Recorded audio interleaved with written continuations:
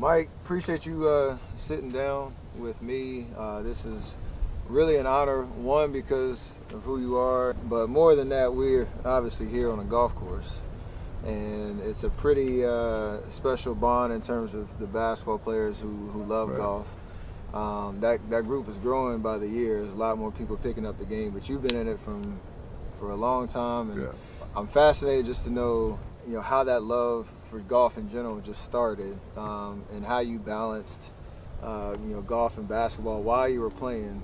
Because I'm in that boat right now, and I feel like sometimes I'm playing too much golf, but sometimes I feel like I'm not playing enough. Well, that's the easiest point. I mean, that's the easiest question I can answer. Is that when I was playing, it was snow on the ground in Chicago. There was no golf courses. There was nothing. If it was, things would have been a little bit different. But I kind of got into golf mainly because, from a competitive standpoint, to me, it is the hardest game to play. Absolutely. I can always respond to an opponent, a defensive guy, offensive guy, whatever, but in golf, it's like playing in a mirror, and you're battling yourself consistently to try to get perfection every swing, every putt. For a competitive person like me, this is what keeps me sane, because when I walk away from the game of basketball, that was enough to keep my competitive juices working. Absolutely. Now when I don't have that game, this game, and it even drives me crazy then. Now I go fishing in between my golf because I got to show patience in fishing. That's going to be relative to golf. Good morning and welcome to the first day of the 43rd Ryder Cup.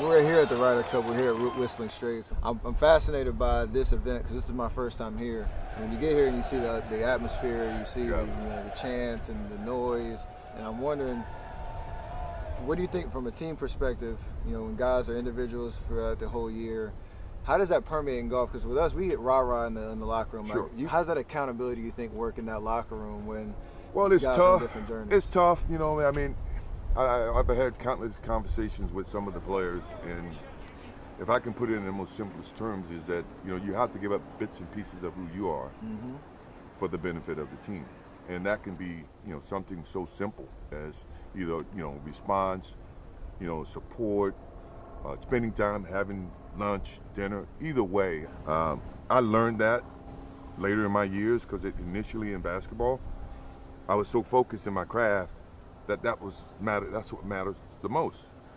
But to win, you have to give parts of yourself to other people and look at people in a different manner and come to accept them. Ryder Cup is very similar in the same sense. I mean, you got Tiger Woods on your team. Tiger Woods can only win 1 point. Yeah, 1 point. And he may not even win. It depends on if you're playing alternate shot. So it's things that you have to factor in. Our best asset is on singles, but we always seem to struggle in alternate shot and best ball. And that, I think, has been something that the European team has always been able to capitalize on. And for us, we should learn from that. Well, a fixture at Ryder Cups through the years. I first remember seeing Michael Jordan at his first Ryder Cup in Valderrama, Spain in 1997. These guys can go to any event they want in the world, and they never miss the Ryder Cups. I know you've traveled to Europe and been on the road venues. You've been in home venues. If you were on the Ryder Cup team, would you rather be playing on the road, somewhere in Europe, playing against that road crowd, being able to shut them up, or would you rather be on home turf, hyping, feeling the energy here with the home atmosphere? You know the answer to that. I know. I just want to hear it. I'd rather be on the road. I'd rather be on the road. I love playing on the road, and it seems as though your concentration level is much better. You know that you're not expected to win, so that you have the opportunity to prove the unknown.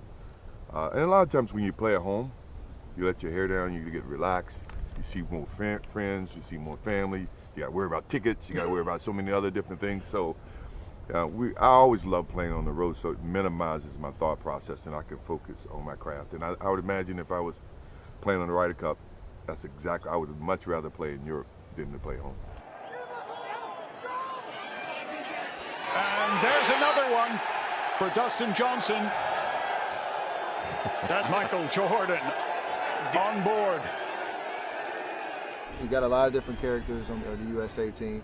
Do you see yourself in any of the Team USA members? Who do you see yourself in the most in terms of their demeanor on the course or, wow, that's something hard. about them? That's hard. You could say nobody because they ain't on your level yet. No, I think I like to say that competitive nature is you can see it in a lot of the guys, and it comes in a lot of different ways. I can see a little bit of myself in JT. Mm-hmm. I can see a little bit of myself in Brooks. I can see a little bit of my calmness and confidence in DJ. So I mean, I can see a lot of those qualities that it take to be successful. Basketball, especially in the way that you play the game, you could impact the game on both ends of the floor. And I'm sure you always felt like there was time for you to flip a switch and get things back under control. True. In golf, you can't really control what the other person's doing. How do you think that mentality is mastered in golf?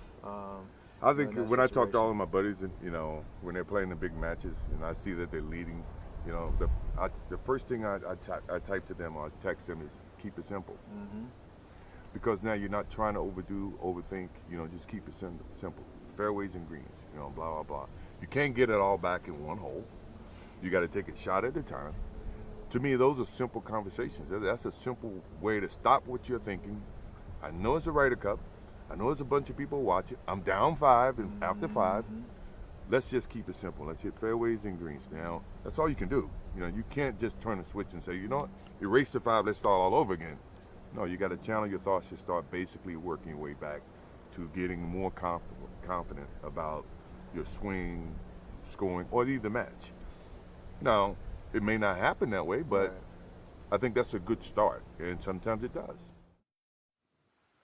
I've been to a couple PGA events. I've been to one major. This is my first Ryder Cup. This is the first time that I've been on a course watching and haven't gotten the itch to go play. And I say that because the competition is so ripe. Yeah. Usually when I go to a tournament, I'm like, dang, like the shots are inspiring me I want to go to the range right now and work on this and that. You feel like a similar vibe, or is that competitive nature still like I want to stay in my lane? I stay in my lane. I watch these guys are good. Yeah, they're great. And to watch them under the pressure of being able to hit shot after shot after shot, knowing that you got so many thousands of people against you, and you have so many thousands of people supporting you. You don't want to let them down. Being able to represent that fan base, USA or Europe, and for me, I don't have the skill set to put myself in that environment. Now, if you tell me I got a basketball in my hand, now that's a different story. But if I had a golf club in my hand, there's no way I can get comfortable to hit a 50-yard shot or a 100-yard shot. Not with all these people. Not all these people. He's got President Bush, Michael Jordan over his right shoulder. He's got a big moment here to try to turn this thing around. Who on the European team would you be most scared to play against? And I hate using that word with you. I'm not scared of anybody. But Ian Poulter. He is a every time I try to, I used to go and watch him all the time. If I'm at any of his matches or walking down, he finds me after he makes a good putt, and it's like, man, I didn't do anything. I like you. I support you. I stay away from him when he's walking. When I'm walking, I won't go watch him.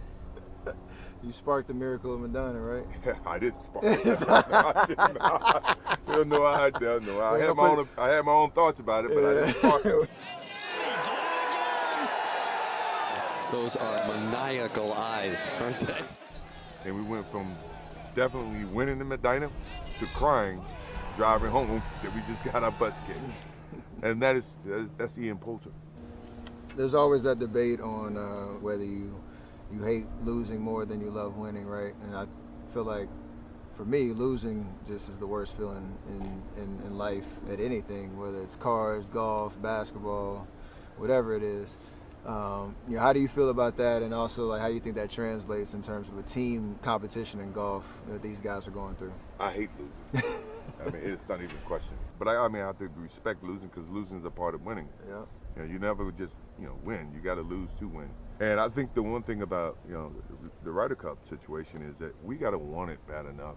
We were dominant early on, and now that they are, does it mean as much to us as it does to them? Absolutely. And if that's the case, then losing is going to hurt. Absolutely. To a point where you would look at, how can I do things different? How can I change? How can I make this team better?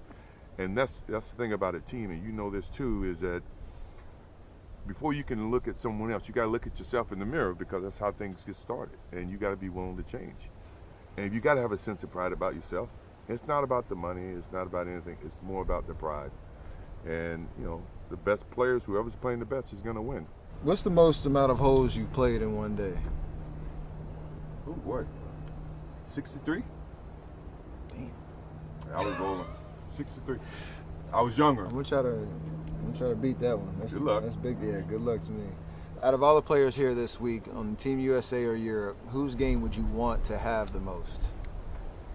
John Rahm. Quick swing, doesn't waste time. That's a keep it Shows his simple swing. emotions, and he's playing really good right now. That's a keep it simple swing right there. Who's the most fun basketball player you play with on the course, or one that you like to beat the most? Danny Ainge.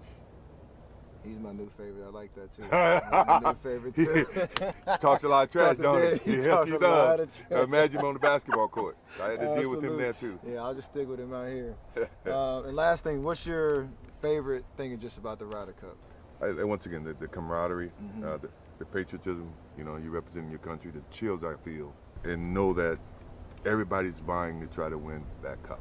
It's not about the money. It's not about anything. It's more about the pride. And, you know, the best players, whoever's playing the best is going to win.